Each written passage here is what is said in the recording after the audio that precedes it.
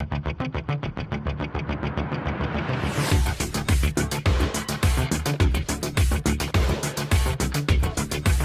novembre 2022, cela fera 11 ans qu'elle a suivi la scène musicale coupé-décalé.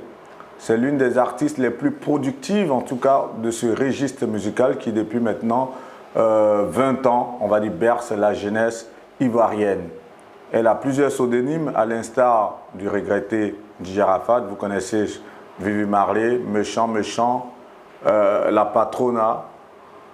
Tout ça, ça vous rappelle qui? Vital. Vital est notre invité. Avec elle, on va essayer de reconstituer, en tout cas, une des scènes les plus mythiques en matière de télévision à notre façon. Parce que, au-delà de l'échange que nous allons avoir avec elle, vous allez avoir une grosse exclusivité, une grosse surprise.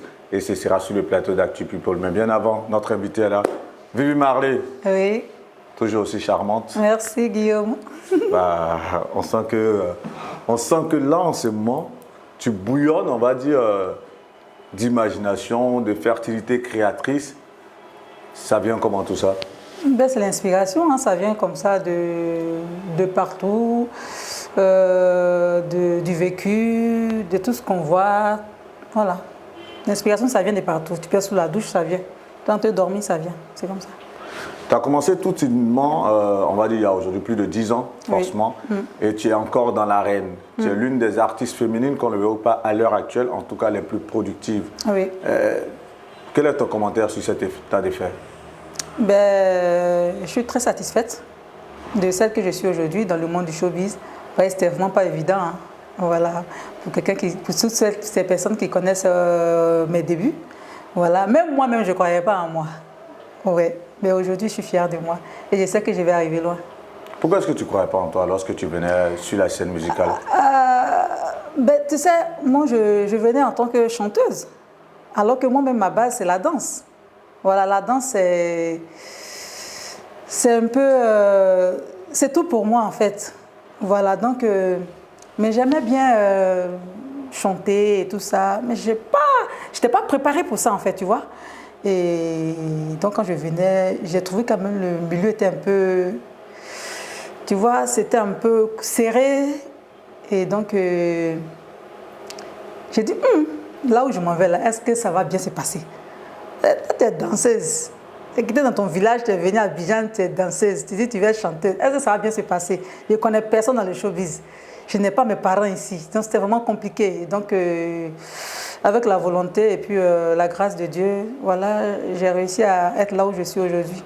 Mais est-ce que ce manque de confiance en soi a une C'était avant. Oui, mais est-ce que justement, est-ce que ça a une explication par rapport à ton enfance, par rapport à oui, ton parcours de parce vie? Que mon enfance, on va dire, je l'ai passée dans une maison fermée. Ah ouais. Mon père, paix à son âme, était très très sévère. On ne sortait pas. On ne sortait pas du tout. École, maison, maison, école. Et maison, il n'y a pas la télé, c'est que études, études, études. Tu n'es pas première, tu n'es pas deuxième, tu n'es pas troisième, on te frappe. Donc c'était un stress permanent. Études, boss, études, boss. Donc c'était carré. Les fêtes et autres, tout ça, on n'avait pas accès à tout ça. Donc je ne connaissais rien du monde de dehors. Voilà, donc c'est après le baccalauréat, bon, ils m'ont donné un peu de liberté. Je suis venue sur Abidjan, c'est comme ça j'ai commencé à réaliser maintenant mon rêve d'enfance en fait. C'est que moi j'aime bien aller crescendo. Hein. Dans cette émission, tu vas voir qu'on va prendre un peu en hauteur tout doucement, tout doucement. T'es passé trop vite là-dessus.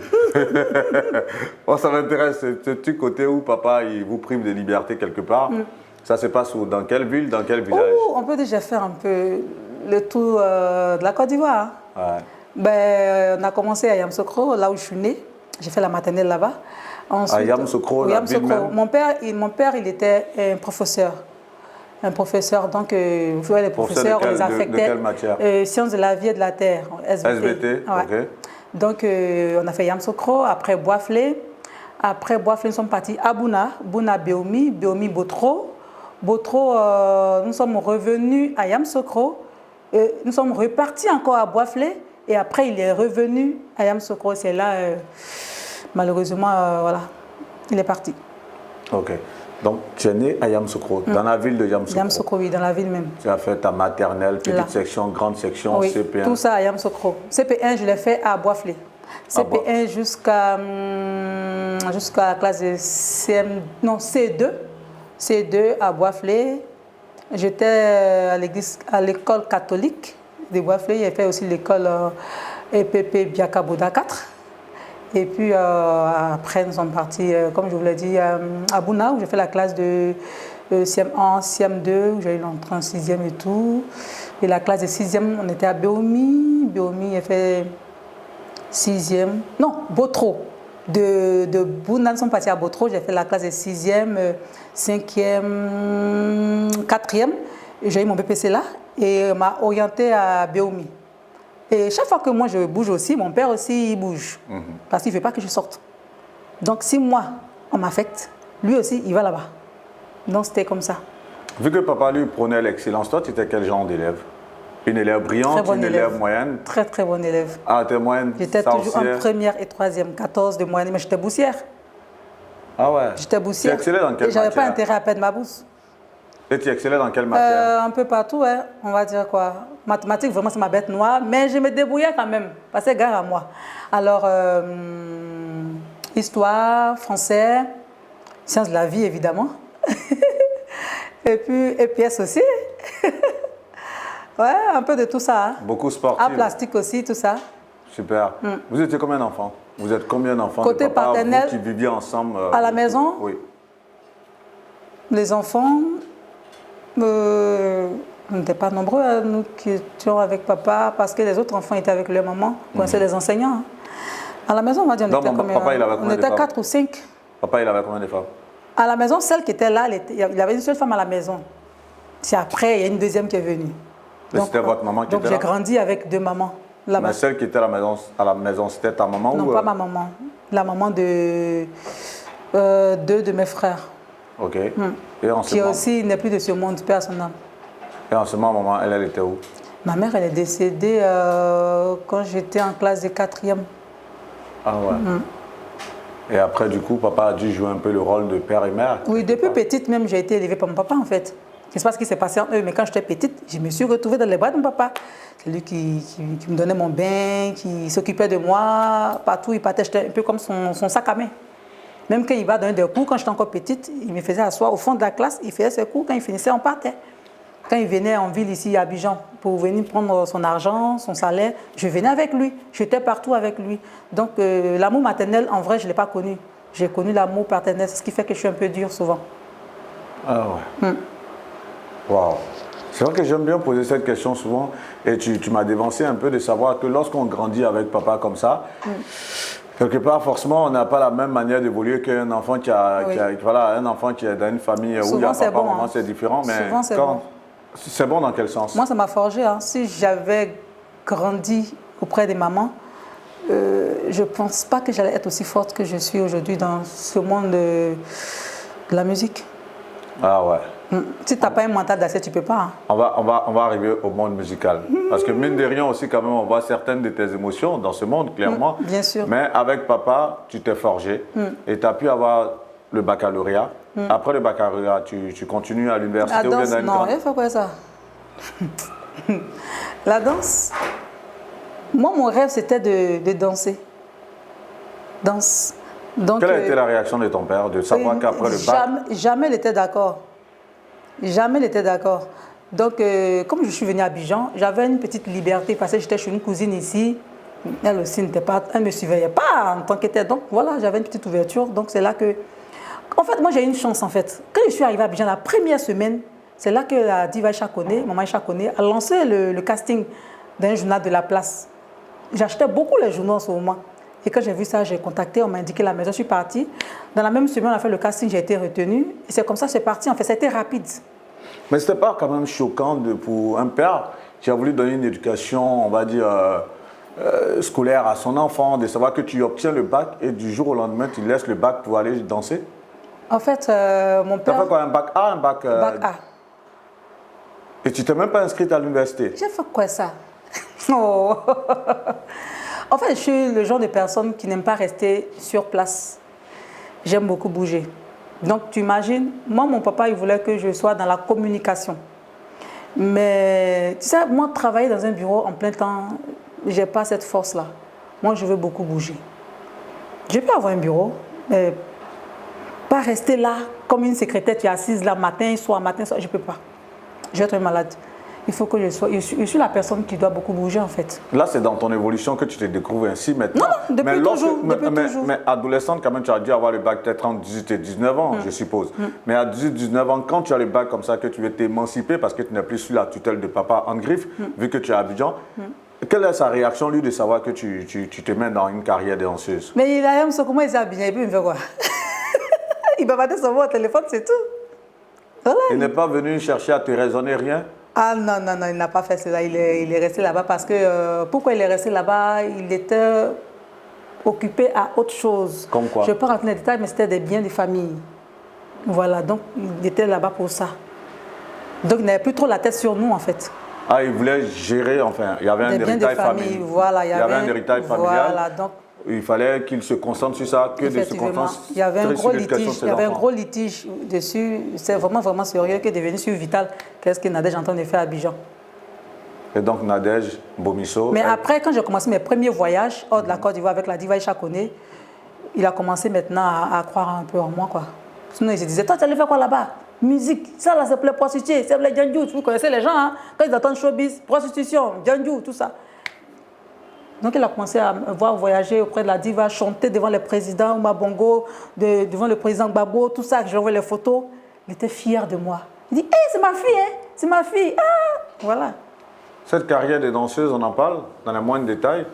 Ton tout premier spectacle avec la diva, vu que tu es retenu à la suite de ce casting qui est lancé, dont tu as eu l'information à travers un journal de la place. Votre toute première scène, votre premier spectacle, raconte-nous un peu. C'était en Guinée. C'était en Guinée. Dès que toi tu arrives, après les répètes en même temps, vous voyagez direct? Oui, la diva Aïcha Koné, comme Mewe, c'est que des voyages. Toi-même, tu sais qu'elle ne tourne pas trop comme ça ici, c'est que pour les grands événements ici. Okay. Sinon, c'est tout en 2 avions en fait. Donc, votre premier voyage? C'était en Guinée. Et c'était ta toute première fois de monter dans un avion, je suppose? Oui. Ok, raconte-nous un peu. Bon, j'étais un peu comme le bébé chou de maman Aïcha. Donc, dans l'avion, j'étais juste près d'elle. C'est ma première fois, donc voilà, avant de partir, quand l'avion commençait à décoller, elle m'a demandé de commencer à mâcher un chewing-gum pour ne pas que les oreilles boudonnent et tout comme ça. Donc c'est tranquille, moi, il ne sait pas mais jouer les gawazes, il ne connaît pas, mais il fait un genre. Tu vois, ça c'est depuis toujours. Donc je suis à côté de tous les mouvements qu'elle fait, je suis ça. Quand elle met sa ceinture, je mets, quand elle fait comme si elle fait. Donc je suivais un peu tous les mouvements, donc je n'ai pas été aussi gawaz comme certaines personnes en fait. Et vous arrivez en Guinée, tranquille, ça se passe comment? Tranquille, comme à Abidjan ici. Guinée-Conakry, Guinée-Conakry. Ok.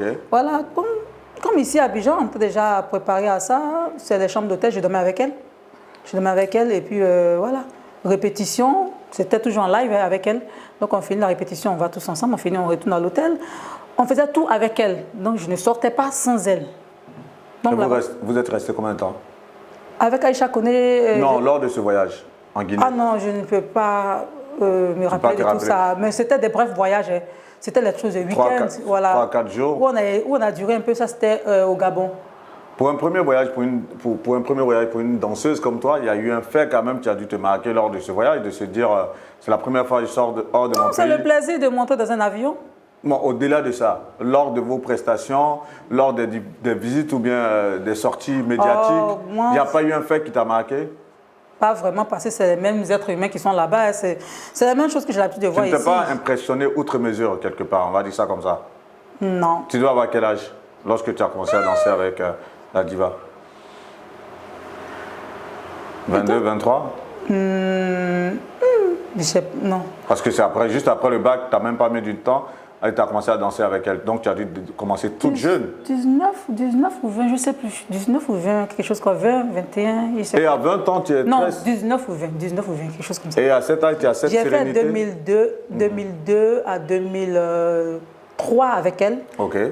Et puis Mewe, fin 2003 et 2008.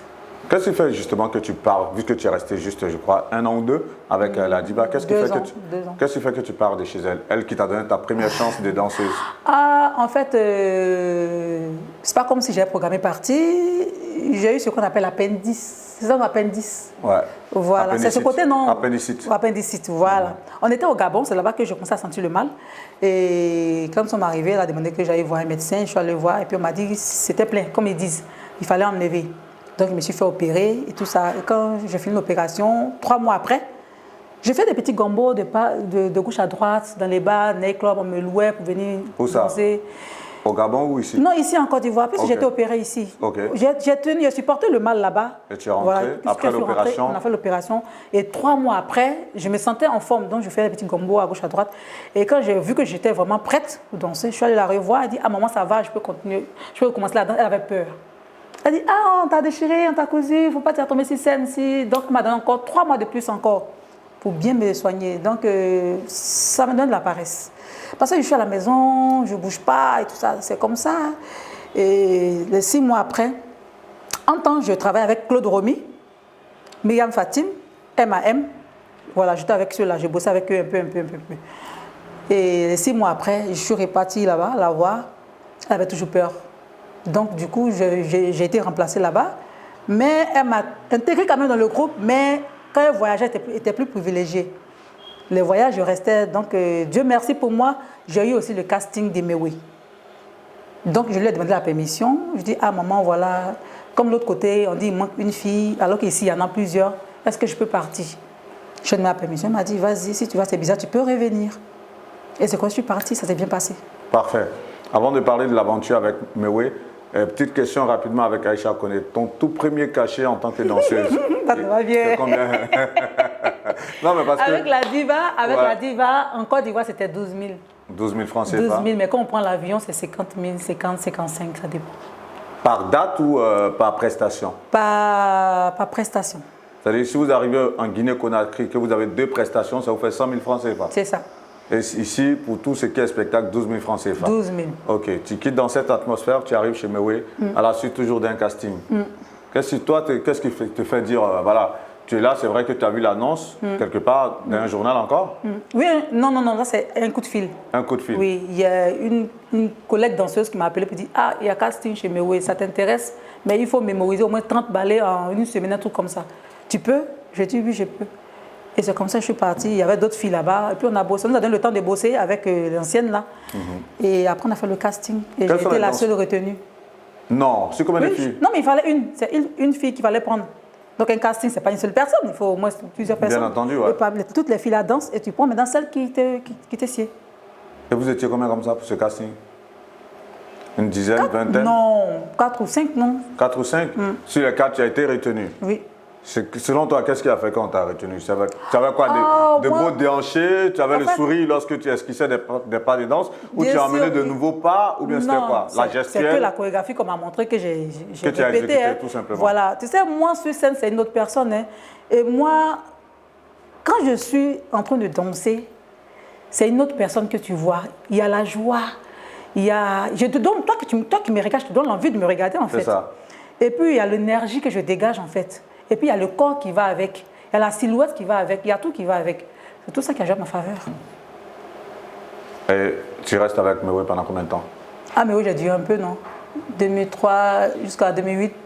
C'était même pas que je m'arrête. C'est la grossesse qui a fait que je me suis arrêtée. Mais avec la grossesse, je dansais. Mewe ne savait pas. Je dansais jusqu'à 6 mois. 6 mois de grossesse. Mon ventre ne sortait pas du tout. Mais je prenais un peu du poids. Je devenais encore plus large par le bassin. Donc, mais je dansais toujours parce que tu sais, Mewe, c'est plusieurs chansons en live. Hein. C'est ça. Voilà, et Mewe, il tournait beaucoup. Et c'est à 6 mois de grossesse que j'ai arrêté. Quand j'ai accouché, après, je suis repartie, mais je ne me sentais plus là-bas. Et c'est comme ça que je lui ai dit, non, je vais chanter. Mewe, c'est plusieurs scènes quand même. C'est le Cameroun, c'est les Antilles, c'est le Togo, le Bénin, c'est toute la sous-région. On a fait presque... on va dire 100 pays, on a fait quand même 60 pays. Hein. Bien entendu, je vais te demander quelles sont les étapes lors de cette tournée qui t'ont marqué forcément pendant toutes ces années avec Mewe. Un petit rappel de mémoire quand même, forcément. Il y a eu une scène qui a dû te marquer. Vous êtes parti peut-être aux Antilles ou bien au Togo. Ça, c'était à Bangui, en Centrafrique. Voilà. Super. En Centrafrique. Une scène par rapport à moi ou bien par rapport au spectacle? À l'ensemble, à toi-même, peu importe, mais quelque chose d'assez significatif, une scène que tu n'as jamais partagée, qui est restée là en toi, que tu peux nous faire partager. Avec les grandes scènes avec des artistes qui viennent de partout, les grands artistes. Tu vois, donc il y a eu tellement de... Le fait particulier qui manque, c'est de savoir, qui marque du moins, c'est de savoir qu'on arrive, il y a plusieurs artistes. Et puis, On découvre beaucoup d'artistes. en même temps, on est là en tant que danseuse, on nous trouve toutes belles et je vois que ce jour-là, il y a un monsieur qui vient qui dit « Ah, mais mademoiselle, mon chien. » Non, ça c'est la moindre des choses, ça, que tu chantes, que tu danses ou pas. Bon, tu es une femme, moi. une histoire de ce genre. Ou bien fait lors d'une réception qui était assez grandiose. Mais avec Mewe, c'est pareil. Hein. Mewe, il est très jaloux. Hein. C'est ce qui fait que souvent les gens disent qu'il sort avec ses filles. Quand il est assis, on est comme ça, 2-2. Que ce soit en nightclub, que ce soit au restaurant, c'est comme ça. Il est au milieu, on est 2-2. Là, 4. Tu vas draguer comment? Maintenant, quand parmi ses amis, hein, qui dit hey, ta fille, elle me plaît, il dit n'est pas venue ici pour toi. Si tu veux qu'elle va retourner à Abidjan, tu vas la faire venir toi-même. Mais vu que tu en parles, et pourtant, Mewe, il a eu à faire des enfants avec ses danseuses aussi, non? Ça, c'était une. Ça, c'était pas. Nous, on est venu trouver des aides à faire les enfants. Bah voilà. Donc, c'est ceux qui le disent, ils ont leur raison quelque part. Non, ça, c'était avant. Il y a bien longtemps. Là, il s'est assagi lorsque vous êtes arrivé. C'est un seul enfant, il a fait. Et voilà, après ça, avec cette dernière. Et avec vous, ça s'est passé nickel. Oui, tranquille. Qu'est-ce que moi, j'étais son bébé, en fait. Moi, quand j'étais même son bébé, donc ce qui a fait même que dans le groupe, certaines personnes ont pensé que peut-être que je sortais avec lui. Parce que j'étais la plus petite. Et puis, tu sais que moi, je respecte beaucoup. Hein. Je respecte jusqu'à vers la fin, tu as pensé que je suis bête. Tu vois, quand on finissait de prester, moi, je prenais les tenues de mes collègues, puis je lavais. Leurs chaussures, je nettoyais. On ne m'a pas obligée, c'est moi-même qui le faisais. Je venais d'arriver. Tu sais, moi, quand je vis avec les gens, j'aime que les gens soient à l'aise avec moi. Quand je suis présente là, que les gens ne s'ennuient pas avec moi, en fait. Je lavais la tenue, je lavais les chaussures. Tu vois, et avec Mewe, quand j'avais un bobo, quel que soit le bobo que j'ai, que soit l'heure, il va sortir, il va à la pharmacie, que soit le pays où on est, va prendre le médicament que je dois prendre, il m'envoie. Quand je paie un téléphone, il m'achète un nouveau téléphone. Quand il va en voyage en France, par exemple, quand il vient, il m'envoie des téléphone, il m'appelle, tu as besoin de quoi? Il m'envoie, tu vois. Et ça, ce n'est pas tous les patrons qui font ça, ou toutes les patronnes. C'était pas assez protecteur quand même de sa part? Beaucoup. Même jusqu'à aujourd'hui. Il est toujours dans cette protection. Tu as vu mon buzz de mariage, j'ai fait, t'as vu, il était dedans. Ouais, t'as vu qu'il est rentré dans ce jeu-là. Forcément, on va arriver à tous là. Je t'ai dit, on va crescendo. Jusqu'à aujourd'hui, ouais, si j'ai besoin de lui, il est toujours là. Avec, il est toujours là. Avec Coco Argenté et autres, on va en arriver. Mais il y a quelque chose forcément qui se dégage là. Tu es un père protecteur. Une maman quelque part, comme Aïcha Koné, qui te protège quelque part. Mais oui aussi qui est très protecteur avec toi. Comment ça s'explique que tu as, on va dire, tu as cette appétence, on va dire, tu as ce profil-là qui fait que tout le monde te protège. Comment tu te l'expliques toi? Peut-être que c'est ma maman qui passe par ces personnes, parce que je l'ai perdue étant très jeune. Et j'avais beaucoup besoin d'affection maternelle. Et peut-être que c'est elle qui passait par ces personnes. Parce que toutes ces personnes avec lesquelles j'ai travaillé, j'ai été toujours le bébé chou.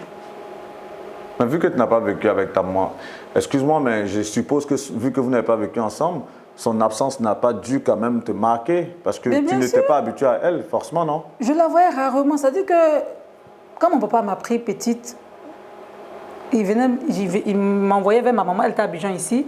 Je la voyais peut-être 2 jours comme ça, puis c'est fini, on s'en va. Je peux la voir dans l'année, peut-être 2 jours seulement. Parce qu'elle s'est remariée après lui. Donc je ne sais pas c'est ce qu'il faisait, il ne voulait pas que je dure là. Et la seule fois où j'ai pu faire au moins 1 semaine, que je suis partie, c'est ça, ça n'a pas duré. Et on m'a annoncé son décès. Tu vois que là, on va aller très loin encore. Mais lors de ces 1 semaine que tu passes avec maman, forcément, elle est à tes côtés. Vous vivez de belles petites scènes quand même? Oui, avec son mari, mes autres frères. C'était quoi? Côté maternel. Une scène là qui t'est restée en tête, peut-être? Avec maman? Oui. Mais cette maman, comme toutes les mamans, attentionnée et tout ça. Non, mais quand je parle de scène, par exemple, moi j'emmène souvent mes enfants à aller faire les balançoires et autres. Je me rappelle peut-être une fois, j'étais arrivé en 2012. Voilà, tu vois, je te donne un exemple patent pour que tu vois un peu. Je me rappelle, je suis arrivé d'un voyage en 2012 du Burkina et ça faisait longtemps, je n'avais pas vu mes enfants, je les ai pris. On est parti, je me rappelle cette image.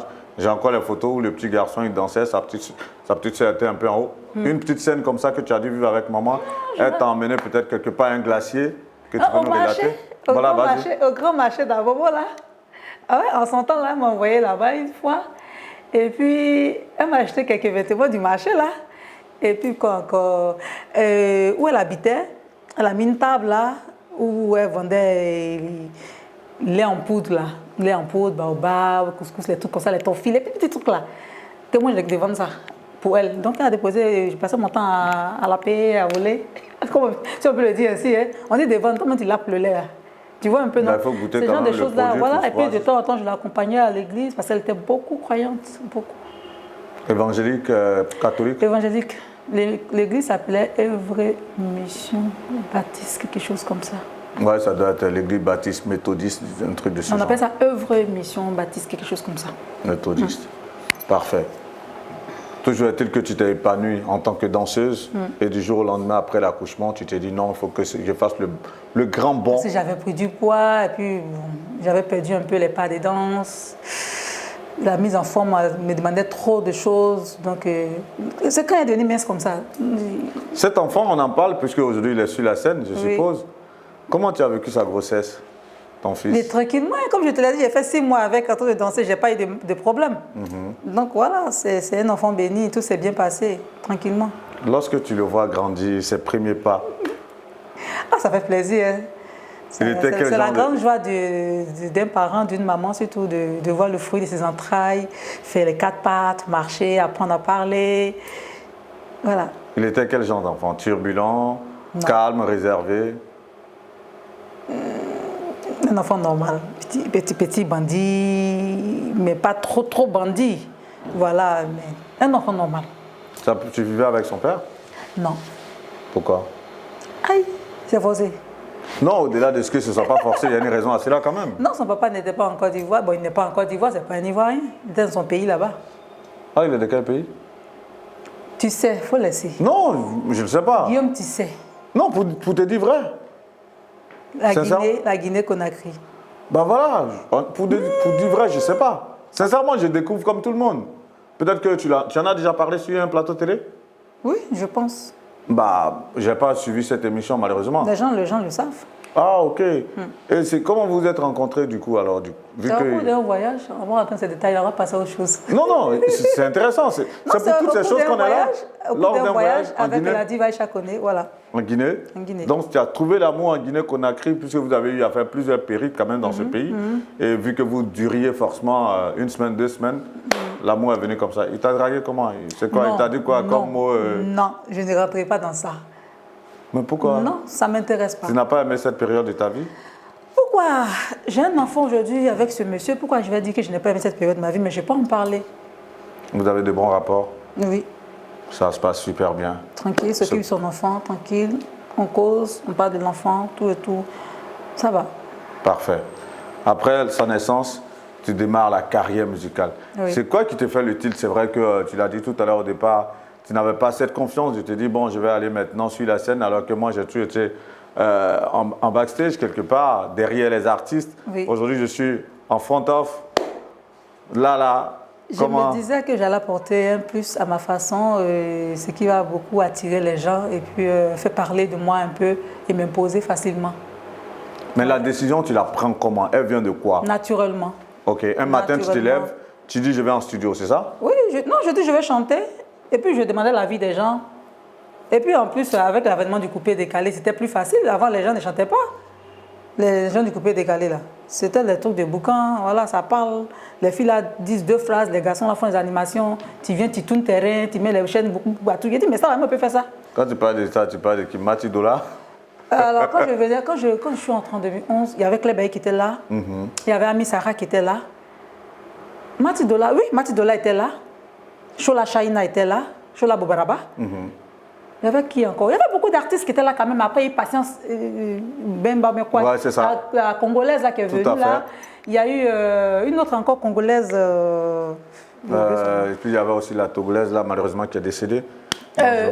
Béninoise, Afro-Love. Merci, oui, la béninoise. Oui, celle-là aussi m'a inspirée. Okay. Afro-Love, il a dit, mais attends, des danseuses, on peut chanter, donc moi, je peux faire aussi alors.